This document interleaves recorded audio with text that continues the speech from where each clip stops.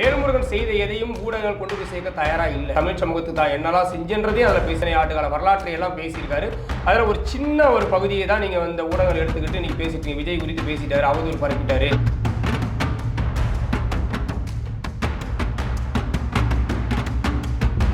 சின்ன உதாரணம் சொல்றாங்க. தமிழ்நாட்டில் ஓஎன்ஜிசி, ஸ்டெர்லைட் இதெல்லாம் விஜய் ரசிகர்களுக்கு இந்த பேர்ல என்னன்னு தெரியுமா தெரியாது, இல்லை விஜயோட பொதுச் செயலாளருக்கே தெரியுமா தெரியாது. ஆனால் அந்த ஓஎன்ஜிசி நிறுவனம் என்ன பண்ணுது, ஒரு பக்கம் இயற்கை வளங்களை எல்லாம் அழிச்சுக்கிட்டு இன்னொரு பக்கம் அங்கே இருக்கக்கூடிய சிறு சிறு பள்ளிகளுக்கு உதவி செய்வது, அங்கே இருக்கக்கூடிய சிறு வணிக குழுக்களுக்கு உதவி செய்வது, இது எல்லாம் அதுவும் செய்யுது. அப்போ விஜய் அவர்கள் வந்து ஒரு கார்பரேட்டோட ஒப்பிடுறீங்க. அதுதான் உண்மை. நீங்க விஜய் என்ன செஞ்சிருக்காரு, தன்னுடைய விட்டுட்டு அரசியலுக்கு வர சொல்றீங்க. இன்னொன்னு, விஜயோட அரசியல் சினிமா சகாப்தம் வந்து முடிவுக்கு வரப்போகுது. அதே அவர் முன்கூட்டியே கணிச்சு அன்னை காப்பாற்றிக் கொள்வதற்காக தான் ஒரு வெற்றியாளனா காட்டிக்கிட்டு இருக்காரு. சரி, அப்படி மாணவர்களுக்கு என்னதான் செய்திருக்கார் வேல்முருகன்? அப்படி ஒரு 1-2 திட்டங்கள் சொல்லுங்க. வி தமிழன் அன்பு வணக்கங்கள். இன்று நம்மோடு இணைந்திருப்பவர் கண்ணதாசன் அவர்கள், தமிழக வாழ்மை கட்சியின் செயற்பாட்டாளர். வணக்கம். இன்று அரசியல் சூழலில் தொடர்ந்து நிறைய பேசுபொருளாக உங்கள் கட்சி வந்திருக்கு. டிவிகே, தாவகா, தமிழக வாழ்மை கட்சி, தமிழக வெற்றி கழகம் சொல்லி ஒரு டிவிகேன்னு ஒரு இது நடந்துட்டு இருக்கு. அது இப்போ தற்போதைய சூழல் என்ன? தமிழக வெற்றி கழகம் இன்னும் ஒரு உள்ளாட்சி தேர்தலை கூட சந்திக்காத ஒரு குழந்தை, அவ்வளவுதான். இது ரெண்டையுமே ஒப்பிடுறதே முதல்ல எங்களை போன்ற அரசியல் செயல் களங்களில் தொடர்ந்து இருக்கக்கூடியவர்கள் இந்த ஒப்பிடையே தவறா பார்க்குறோம். ஏன்னா நீங்க என்னதான் பெரிய ரசிகர் பட்டாலும், ஒரு பெரிய கூட்டம் அலைமோதலாலும் கூட அது ஒரு தேர்தலுக்கு அது தாக்கு பிடிக்குமா அப்படிங்கிறது கடந்த காலங்களில் நிறைய கட்சிகளுடைய கூட்டங்களை பார்த்துருக்கோம். நீங்கள் கமலஹாசன் அவர்கள் கூட கட்சி தொடங்கும் போது இருந்த கூட்டம் பெரிய அளவில் இருந்தது. இன்னைக்கு அவருடைய நிலை என்ன அப்படிங்கிறத நம்ம பார்க்குறோம். இது மாதிரி இப்போ நிறைய நடிகர்கள், இன்னும் சொல்ல போனால் நடிகர் திலகம் சிவாஜி கணேசன் கட்சி ஆரம்பித்து அடுத்த தேர்தலில் காணாமல் போன வரலாறு எல்லாம் நம்ம தமிழ் சமூகம், தமிழ்நாடு பார்த்துருக்கு. அதனால் இந்த டிவிகேன்னு சொல்லிக்கிட்டு தமிழக வாழ்வுரிமை கட்சி என்பது தமிழினத்தின் வாழ்வாதாரத்தை சார்ந்த அத்தனை போராட்டங்களிலும் பன்னெடுங்காலமாக போராடி இருக்கு. பல்வேறு தேர்தல் களங்களை சந்திச்சிருக்கு. எந்த களங்களிலும் வெற்றி தோல்விகளை கண்டு மனம் தோழாமல் தொடர்ச்சியாக இந்த களத்தில் இருக்கு. இல்லை, இந்த இடத்துல ஒன்று கேட்கணும்னு நினைக்கிறேன். தமிழக வெற்றி கழகம் விஜய் அவங்க நாங்கள் எது சொன்னாலும் உடனே நடக்கும், எங்களுக்கு அப்படி ஒரு பலம் இருக்குன்னு சொல்றாங்களே. அந்த பலம் இருந்திருந்தால் இன்னைக்கு தமிழ்நாட்டில் இருக்கக்கூடிய அத்தனை அழிவு திட்டங்களை உடனடியாக தடுத்து நிறுத்த வேண்டியதுதானே. அவருக்கு பின்னாடி ஒரு ஊடக வெளிச்சம் இருக்கு, அதை யாரும் மறுத்த முடியாது. ஏன்னா அது பொதுவாகவே நடிகருக்கு பின்னாடி ஒரு ஊடக வெளிச்சம் இருக்கும். நீங்க அது வடிவேலு பேசினாலும் அந்த வெளிச்சம் வரும், கருணாஸ் பேசினா கூட அந்த வெளிச்சம் வரதான் செய்யும்.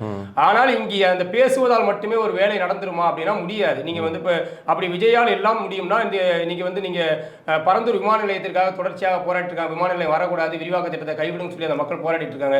நடிகர் விஜய் கூட போயிட்டு வந்தாரு, போய் அந்த நேரடியா போய் சந்திச்சாரு. ஏன் அந்த பிரச்சனை முடிவுக்கு வரல?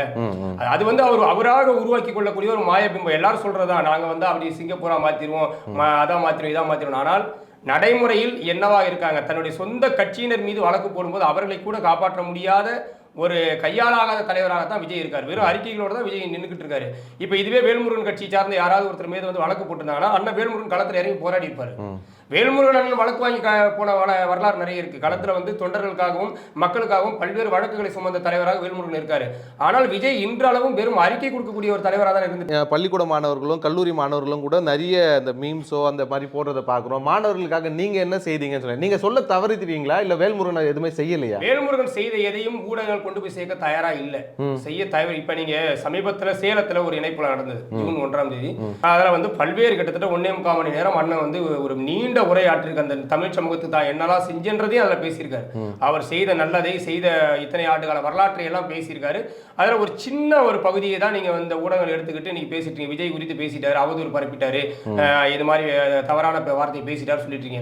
ஆனால் அந்த 1.5 மணி நேரம் 1.25 மணி நேரம் நான் இத்தனை ஆண்டுகள் கிட்டத்தட்ட 3 முறை சட்டமன்ற உறுப்பினராக இருந்திருக்கேன், 40 ஆண்டுகள் அரசியல் அனுபவம் இருக்கு, இத்தனை நல்ல திட்டங்களை மக்களுக்காக செஞ்சிருக்கேன், இத்தனை விஷயங்களை போராடி தடுத்திருக்கேன்னு பேசின எந்த விஷயங்களும் ஊடகங்களால் பேசுபொருளாக்கப்பட்டது. சரி, அப்படி மாணவர்களுக்கு என்னதான் செய்திருக்கார் வேல்முருகன்? அப்படி ஒரு 1-2 திட்டங்கள் சொல்லுங்களேன்.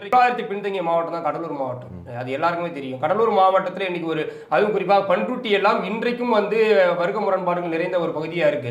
அந்த பகுதி மக்களுக்காக பொறியியல் கல்லூரி கொண்டு வர எத்தனையோ சட்டமன்ற உறுப்பினர் இருக்காங்க. நீங்க 1952க்கு பிறகு பல்வேறு சட்டமன்ற உறுப்பினர் பண்ருட்டியில் வந்திருக்கலாம். ஆனாலும் வேல்முருகன் வந்ததுக்கு பிறகுதான் பலகட்ட போராட்டங்களுக்கு பிறகு அங்க அரசு பொறியியல் கல்லூரி கொண்டு வந்தாரு. இப்ப சமீபத்தில் அரசு கலை கல்லூரி கொண்டு வந்தாரு, கலை அறிவியல் கல்லூரி கொண்டு வந்திருக்காரு.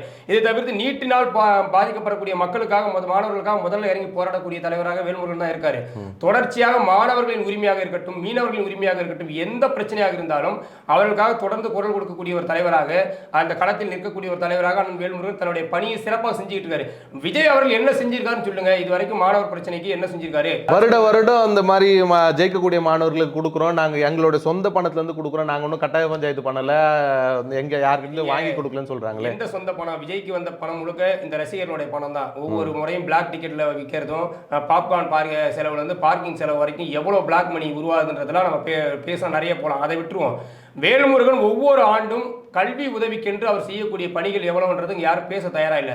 அது ஈழத்தமிழ் சிறப்பு முகாமில் இருக்கக்கூடிய மாணவர்கள் செல்வங்களாக இருக்கட்டும், தமிழ்நாட்டின் கல்வி உரிமை மறுக்கப்படக்கூடிய அல்லது பொருளாதாரத்தில் பின்தங்கிய மாணவர்களாக இருக்கட்டும், பலவர்களுக்கு வந்து தொடர்ச்சியாக வந்து உதவி செஞ்சுட்டு இருக்காரு. அவருடைய அண்ணன் திருமாவளவன் அவர்கள் வந்து அவருடைய ஒரு கல்வி நிறுவனத்தை நடத்தி அதன் மூலமா பல மாணவர்கள் வந்து இன்னைக்கு அரசு பணிகளுக்கு அனுப்பக்கூடிய வேலைகளை தொடர்ச்சியாக செஞ்சுக்கிட்டு இருக்காரு. நீங்க சூர்யா கூட எடுத்துக்கோ, நடிகர் சூர்யா இருக்காரு, அகரம் ஃபவுண்டேஷன் மூலமா எண்ணற்ற மாணவர்கள் வந்து கல்வி உதவி செஞ்சு அவர் படிக்க வச்சிருக்காரு. அவர்லாம் இந்த மாதிரி சொல்லிக்கிட்டு இல்ல, நாங்க வந்து கல்வி உதவி பண்ணிட்டோம். என்ன கல்வி உதவி பண்ணிட்டீங்க? படிச்சு மேல வந்திருக்கான், அவன் வந்து வெற்றி பெற்றவனுக்கு கூப்பிட்டு நீங்க பாராட்டுறதுல என்ன கல்வி உதவி? அது பேர் கல்வி உதவி கிடையாது. படிக்கவே முடியாதவர்களுக்கு நீங்க என்ன உதவி செஞ்சிருக்கீங்க? படிக்க முடியாமல் பொருளாதாரத்தில் பின்தங்கி இருக்கிற யாருக்காக நீங்க உதவி செஞ்சிருக்கீங்களா? நீங்க உங்களுடைய விளம்பரம் இத்தனை ஆண்டுகள் வந்து விஜய் இந்த மாதிரி ஏன் பண்ண முடியல? இந்த 2 ஆண்டுகள்ல எல்லாரும் மாவட்ட வாரியா முதல் மதிப்பெண் எடுத்தா விருது கொடுப்பாங்க, மாநில அளவில் முதல் மதிப்பெண் எடுத்தா விருது கொடுப்பாங்க. ஆனா விஜய் அவர்கள் தான் வித்தியாசமாக தொகுதி வாரியாக முதல் மதிப்பெண், 2ஆம் மதிப்பெண், 3ஆம் மதிப்பெண். ஏன் இந்த வேலை? இதுக்கு அரசியல் முழுக்க அரசியல் இருக்குல்ல. நீங்க 234 தொகுதியை குறி வச்சு தான் வேலை செஞ்சிருக்கீங்க. நீங்க அதை செய்யறது கூட நீங்க நான் வந்து வரவேற்கிறோம், ஏதோ ஒரு வகையில் நீங்க செய்யறீங்க, தவறில்லைன்னு சொல்றோம். ஆனால் அது நடக்கக்கூடிய சமூக சீரழிவுகளை நம்ம வந்து தட்டி கேட்காம இருக்க முடியாது. ஒரு சமூகத்தின் சமூக மாற்றத்திற்காக தொடர்ந்து போராடக்கூடிய ஒரு தலைவனாக இருக்கட்டும், அவன் தொண்டனாக இருக்கட்டும், வந்து தட்டி கேட்காம இருக்கு. சமூகத்துக்கு நான் நல்லது செய்துட்டு இருக்கேன். நான் விஜய் கட்சிக்காரர்கள் சொல்றதே இதுதான். சமூகத்திற்கு என் தலைவர் வந்து நல்லது செய்துட்டு இருக்காரு. அதை நீங்க கொச்சையா பேசிட்டீங்கன்னு சொல்லியிருக்காரு. என்ன நல்லது செஞ்சிருக்காங்க? படிக்கிற மாணவர்களுக்கு உதவி செய்யறது. ஒரு சின்ன உதாரணம் சொல்றாங்க. தமிழ்நாட்டில் ONGC, ஸ்டெர்லைட், இதெல்லாம் விஜய் ரசிகர்களுக்கு இந்த பேர்ல என்னன்னு தெரியுமா தெரியாது, இல்ல விஜயோட பொதுச் செயலாளருக்கு தெரியுமா தெரியாது. ONGCன்னு ஒரு நிறுவனம் இருக்கு, இந்தியாவின் நிறுவனம். காவிரி டெல்டா பகுதி முழுக்க நாசமாக்கின ஒரு பெருமைக்குரியது அந்த ONGC நிறுவனம். ஆனால் அந்த ONGC நிறுவனம் என்ன பண்ணுது? ஒரு பக்கம் இயற்கை வளங்களை எல்லாம் அழிச்சுக்கிட்டு, இன்னொரு பக்கம் அங்க இருக்கக்கூடிய சிறு சிறு பள்ளிகளுக்கு உதவி செய்வது, அங்க இருக்கக்கூடிய சிறு வணிக குழுக்களுக்கு உதவி செய்வது, இது எல்லாம் அதுவும் செய்யுது. ஸ்டெர்லைட் நிறுவனம் இந்த காற்றையும் மண்ணையும் நாசமாக்கி கொண்டிருக்கக்கூடிய ஸ்டெர்லைட் நிறுவனம் கூட என்ன பண்ணு தெரியுங்களா? ஒரு பக்கம் மக்களின் உழைப்பை எல்லாம் சுரண்டிக்கிட்டு மக்களின் வாழ்வாதாரத்தை அழிச்சிட்டு, இன்னொரு பக்கம் நலத்திட்ட உதவி செய்யற அப்படிங்கிற பேர் அதுவும் அங்க இருக்கு. அப்ப விஜய் அவர்கள் வந்து ஒரு கார்ப்பரேட்டோட ஒப்பிடுறீங்க. அதுதான் உண்மை. நீங்க விஜய் என்ன செஞ்சிருக்காரு? தன்னுடைய இத்தனை ஆண்டு கால 30 ஆண்டு கால தமிழ் சினிமா வரலாற்றுல இந்த மக்களையும் மாணவர்களையும் நாசமாக்குற பங்கு விஜய்க்கு இருக்கா இல்லையா? சமூகத்தை வந்து தவறா வழி நடத்துறாருன்னு சொல்றதுக்கு ஏதாவது ஆதாரப்பூர்வமா எவ்வளவு இருக்குங்க? அவருடைய தமிழ் சினிமா வரலாற்றுல தமிழ் சமூகத்திற்கு அவர் எடுத்த படங்கள், அதாவது தமிழ் சமூகத்திற்கு அவர் சொன்ன கருத்துக்கள் என்ன? ஏதாவது ஒரு சில விடயம், நீங்க இந்த கத்தி மாதிரி ஏதோ ஒரு சில படங்களை இல்ல, நான் படம் பாக்குறதுல அதால எனக்கு நான் உண்மை சொன்னா, நான் வந்து விஜயோட தீவிரமான ரசிகர். என்னை சுற்றி இருக்க எல்லாரும் தெரியும். நான் சிறு வயது முதலே விஜய் படத்துக்காக பள்ளிக்கூடத்தெல்லாம் கட்டடிச்சிட்டு, அதுவே ஒரு சீரழிவான விஷயம் தான்.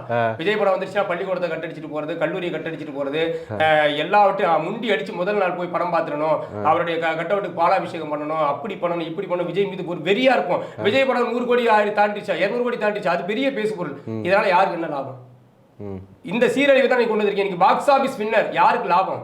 இன்னமும் அன்றாட 3 வேளை சோத்துக்கு வழி இல்லாத மக்கள் இன்னமும் பிளாட்ஃபார்ம்ல, சென்னையோட பெருநகரங்களை வந்து பாருங்க. இல்ல, அவரும் உழைச்சு தானே சம்பாதிக்கிறாரு. அந்த உழைப்புக்கான ஊதியம் நானும் உழைக்கிறேங்க, நானும் உழைக்கிறேன். ஆனா எனக்கு அந்த ஊதியம் கிடைக்கல. நீங்க உழைப்புக்கான ஊதியம்னா என்ன? உழைப்புக்கான ஊதியம் விஜயோடைய 100 கோடி ரூபாய் ஒரு படத்துக்கு ஒரு 40 நாள் 50 நாள் கால் ஷீட்டுக்கு 100 கோடி ரூபாய் கொடுக்கறது பேர் தான் உழைப்புக்கான ஊதியமா? இன்னைக்கு 275 கோடின்றாங்க ஜனநாயகன் படத்தோடைய கடைசி அவருடைய சம்பளம் வந்து 275 கோடி. நீங்க ஒரு 50 நாள் நீங்க சம்பாதிச்சிருவீங்களா? முடியாது. உலக அளவில் பெரிய அளவில் படிச்சுட்டு போனவங்களும் சம்பாதிக்க முடியல. இது வந்து உழைப்புக்கான ஊதியம் கிடையாது. இது அவருடைய ரசிகர்களின் உழைப்பை சுரண்டி அதன் மூலமாக வரக்கூடிய ஊதியம். அந்த பொதுமக்களின் உழைப்பை சுரண்டி, சினிமா மோகத்தில் இருக்கக்கூடிய, சினிமாவை பார்த்த வெறியர்களாக மாறி இருக்கக்கூடியவர்களுடைய உழைப்பை சுரண்டி அவர்கிட்ட பிளாக்ல டிக்கெட்டை விற்று அவரை ஒரு பைத்தியமாக்கி அதன் மூலமாக வரக்கூடிய ஊதியத்தின் ஒரு பெரும் லாபத்தை கொண்டு போய் விஜய் கிட்ட கொடுக்குறீங்க. இது எப்படி நீங்க வந்து உழைப்பால் வர்றது? உழைப்பால் வர்றதுன்னா என்ன? இயக்குனர் பாலச்சந்திரன் ஒரு பேட்டி கொடுத்தா சொல்றாரு, 5 லட்சம் ரூபாய் சம்பளம் கேட்கறியா அப்படின்னு பார்த்த ஒரு காலம் இருந்ததான். 5 லட்சம் ரூபாய் என்னவா இவ்வளவு பேர் சம்பளம் கேட்கறேன்னு கேட்ட காலம் போய் இன்னைக்கு 275 கோடி, அதையும் மிஞ்சும் அப்படின்றாங்க. அடுத்து விஜய் 275 கோடி வாங்கிட்டாரா, 300 கோடி வாங்க. இப்ப அதை தான் சொல்றாங்களே, அவ்வளவு கோடிகள் பணத்தை விட்டுட்டு மக்கள் சேவைக்காக வராருங்க. அப்போ அது ஏதோ நல்ல பக்கம் நம்ம பார்க்க கூடாதா? மக்கள் சேவைக்காக இத்தனை கோடிகளை விட்டுட்டு தான் வரணும் அவசியம் கிடையாது. இத்தனை ஆண்டுகள் அவர் மக்கள் சேவை செய்யணும்னா இப்ப நீங்க நடிகர் ராகவ லாரன்ஸ் இருக்காரு, சத்தமே இல்லாம தன்னுடைய சினிமா பயணத்தை ஒரு பக்கம் தொடர்ந்துட்டு சத்தமே இல்லாம அவர் செய்யக்கூடிய நலத்திட்டங்கள் வந்து பாதிக்கப்பட்ட மக்களுக்கு உதவி செய்யறாரு, ஊனமுற்ற மாணவர்களுக்கு உதவி செய்யறாரு, அவர் செஞ்சுக்கிட்டு தான் இருக்காரு. இன்னைக்கு பாலான்னு ஒரு நடிகர் கூட சொல்றாரு, நிறைய சின்ன வயசு அந்த விஜய் டிவில அவர் எதுவுமே சம்பாதிக்கல.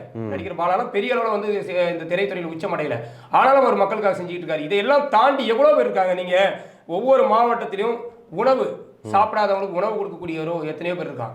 எவ்வளவு பேர் செஞ்சுக்கிட்டு தான் இருக்காங்க. நீங்க அப்படி சும்மா 275 கோடி தூக்கி போட்டு சும்மா தான் வந்துடல. உங்கள் மீது தொடரப்பட்ட வருமான வரித்துறை சோதனைகளாக இருக்கட்டும், உங்கள் படங்களுக்கு வரக்கூடிய நெருக்கடிகளாக இருக்கட்டும், இதையில எல்லாம் இருந்து தப்பித்துக் கொள்வதற்காக நீங்க சினிமா விட்டுட்டு அரசியலுக்கு வரேன்னு சொல்றீங்க.